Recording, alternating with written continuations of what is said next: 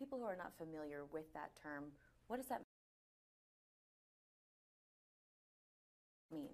Well, what it means is that instead of looking at policing as a basic function of government that all taxpayers pay for, we're looking at it as a profit center, or at minimum as a break-even kind of activity, so that we're looking to the people who use the system to pay for the system, when in fact it's about keeping all of us safe, and it should be something we're all willing to pay for. And as we move into this, fee-for-service model for policing and for criminal law enforcement and for prisons, what we've discovered is it creates some really bad incentives.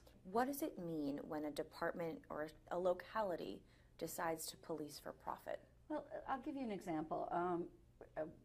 One of the sheriffs I was talking with recently told me that they did 28,000 traffic stops and wrote 7,000 tickets. And he said, my job is to change behavior. My job is to get people to slow down. My job is not to collect money.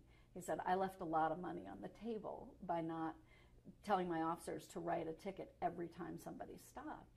And so you can see that if the people who are in power, the powers that be, are telling the police or the criminal justice system, you have to be self-supporting. Worse yet, you have to produce revenues that we can use for other purposes.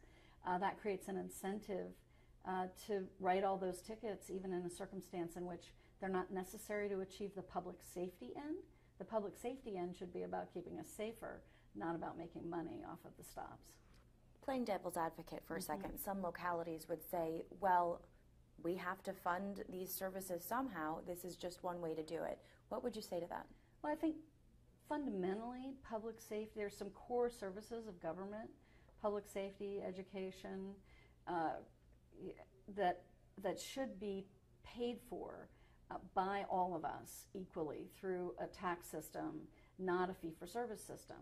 And when you go to fee-for-service for law enforcement, you end up incentivizing the police to do things not to keep us safer, but to make money. And that's not the right incentive.